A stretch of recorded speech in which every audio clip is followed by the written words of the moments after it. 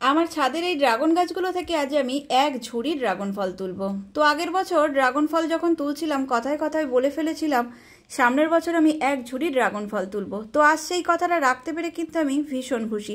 আর তোমরা যারা রেগুলার আমার ড্রাগন গাছের ভিডিও দেখো, ড্রাগন গাছের ভিডিও দেখতে ভালোবাসো, তারা কিন্তু আমার এই ড্রাগন ফল তোলা দেখে খুবই খুশি হবে। তো চলো বন্ধুরা, প্রথম থেকে শেষ পর্যন্ত আমার ড্রাগন ফল তোলার ভিডিওটা তোমরা দেখে নাও। আর যদি ভিডিওটা তোমাদের ভালো লাগে তাহলে একটা লাইক, একটা শেয়ার আর কমেন্ট করতে কিন্তু একদমই ভুলো না। এখানে ড্রাগন ফল তোলার ভিডিওটা তোমরা দেখতে থাকো, আর তার সাথে আমি তোমাদেরকে ড্রাগন গাছ বড় করে তোলার বেসিক কিছু টিপস শেয়ার করি, সেগুলো শুনতে থাকো। যে সকল বন্ধুরা নতুন নতুন ড্রাগন গাছ করছো, আশা করি তাদের খুবই উপকারে আসবে। আমার ছাদে যে ড্রাগন গাছগুলো তোমরা দেখছো আমি ফল তুলছি, এই সব গাছগুলোর বয়স কিন্তু এক না। কোনোটার বয়স 5 বছর, কোনোটার 4 বছর, 3 বছর, এমনকি 10 মাস বয়স এমন গাছেও কিন্তু আমি ফল পাচ্ছি। তো সব গাছ আমি একসঙ্গে যেহেতু লাগাইনি, এক এক করে লাগিয়েছিলাম, সেহেতু এক একটার বয়স এক এক রকম। আমার ছাদের এই ড্রাগন গাছগুলোর ভিডিও দেখে তোমরা অনেকেই কমেন্ট করো যে দিদি তুমি কিভাবে গাছ তৈরি করো, তার টিপস আমাদের সাথে শেয়ার করো। তো প্রচুর মানুষের প্রচুর কমেন্ট থাকে, সেই কমেন্টের রিপ্লাই স্বরূপ কিন্তু আমি শর্ট ভিডিও তোমাদেরকে শেয়ার করে থাকি। খুব একটা বড় ভিডিও শেয়ার করা হয় না। তো আজকে যেহেতু ফলটা তুলছি তাই ভাবলাম ফল তোলার সাথে সাথে এই ভিডিওটাতে ড্রাগন গাছ বড় করে তোলার কিছু টিপস শেয়ার করে রাখি। আর সবার প্রথম বলে রাখি, আমি আমার এই ড্রাগন গাছগুলো কিন্তু কোনো রাসায়নিক সার দিয়ে বড় করে তুলিনি, আর কোনো হার্ড কীটনাশক ব্যবহার করি না, এমনকি গাছে ফুল ফল সেট করানোর জন্য কোনো ওষুধও ব্যবহার করি না। অনেক সময় ফল সেট হবার পরে ফল বড় করে তোলার জন্য ওষুধ ব্যবহার করে অনেকে, সেটাও কিন্তু করি না।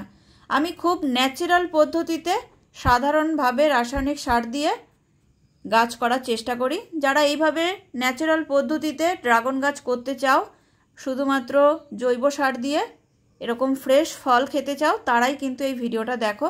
যারা রাসায়নিক সার দিয়ে, কীটনাশক দিয়ে, এমনকি বিভিন্ন ওষুধ দিয়ে গাছ করতে চাও, তাদের জন্য আমার এই ভিডিওটা একদমই না। যে সকল বন্ধুরা ড্রাগন গাছ করতে চাইছো তারা প্রথমে নার্সারিতে যাও, সেখানে গিয়ে বলো ম্যাচিওর ডালের ড্রাগন চারা দিতে।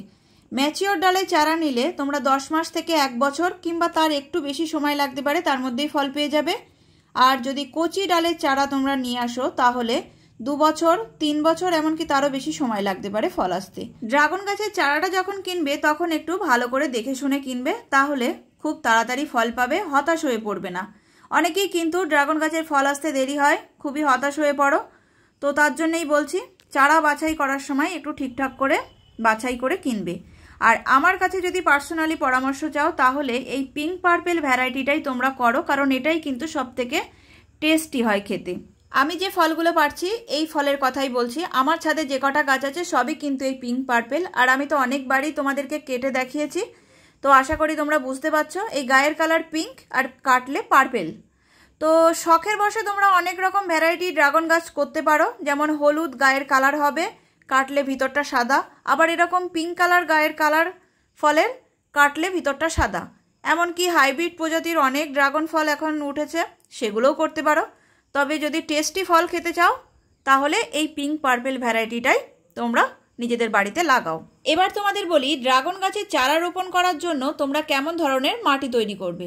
ড্রাগন গাছের চারার জন্য তোমাদের বালিযুক্ত মাটি প্রয়োজন, কারণ বালিতে জল খুব একটা আটকে থাকে না, খুব দ্রুত সরে যায়, কারণ ড্রাগন গাছ কিন্তু খুব একটা জল পছন্দ করে না। তাই নর্মাল মাটি যেটা আমরা সবসময় পেয়ে থাকি সেই মাটির সঙ্গে ঠিক সমান পরিমাণে বালি মাটি মেশাতে হবে। যদি নর্মালি সাদা বালি তোমরা না পাও তাহলে এই যে পাকা বাড়ি তৈরি করার জন্য যে লাল বালি কিনতে পাওয়া যায়, সেই লাল বালিও কিন্তু মাটির সাথে মেশাতে পারো।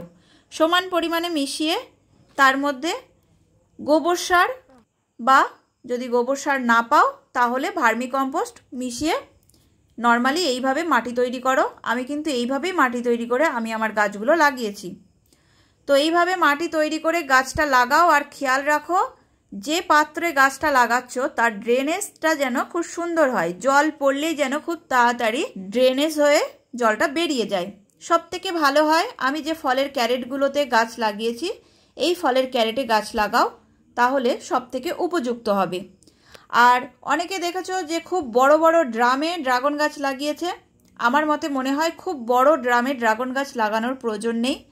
মিনিমাম 10 থেকে 12 ইঞ্চি এরকম একটা হাইটের মাটি ধরে এরকম কোনো টবে বা ফলের ক্যারেটে তোমরা ড্রাগন গাছ লাগাতে পারো, কারণ ড্রাগন গাছের কোনো মূল শিকড় হয় না, এরকম গুচ্ছ মূল হয়, আর শিকড়গুলো কিন্তু ওপরের দিকে ভাসা থাকে, তাই এর জন্য খুব অতিরিক্ত ডিপ মাটির প্রয়োজন হয় না। ড্রাগন গাছ ক্যাকটাস জাতীয় গাছ, তাই এই গাছের জল যেমন কম লাগে, রৌদ্র কিন্তু প্রচুর পরিমাণে প্রয়োজন হয়। তাই এমন জায়গায় চারাটা বসাবে যেখানে সকালবেলা থেকে একদম সন্ধ্যা পর্যন্ত রৌদ্র পায়, তাহলেই কিন্তু তোমার এই ড্রাগন গাছগুলো খুবই হেলদি হয়ে উঠবে আর সেই গাছে খুব ভালো ফলও পাবে। আমি আমার চ্যানেলের অনেকগুলো শর্ট ভিডিওতে শেয়ার করেছি যে যতই তোমরা সার ব্যবহার করো, ভালো করে গাছের যত্ন নাও, কোনোটাই কিন্তু কোনো কাজ হবে না যদি গাছে প্রপার রৌদ্র না পায়। সারাদিন একটানা রৌদ্র না পেলে গাছের কিন্তু গ্রোথ একদমই ভালো হবে না, গাছে ফুল ফল খুব একটা সেট হতে চাইবে না, ম্যাক্সিমাম নষ্ট হয়ে যাবে। হয়তো দুটো একটা ফল পাবে, তার জন্য তো নিশ্চয়ই ফল গাছ করনি। তাই ভালোভাবে ফল পেতে গেলে সকাল থেকে সন্ধ্যা পর্যন্ত একটানা যেখানে রৌদ্র পায় সেখানেই ড্রাগন গাছগুলোকে লাগাও। আশা করি এতটুকু তোমাদের বুঝতে কোনো অসুবিধা হয়নি। এরপরে গাছ বড় করে তুলতে কোন সময় জৈব সার আমি ব্যবহার করি সেগুলো পরের ভিডিওতে শেয়ার করব।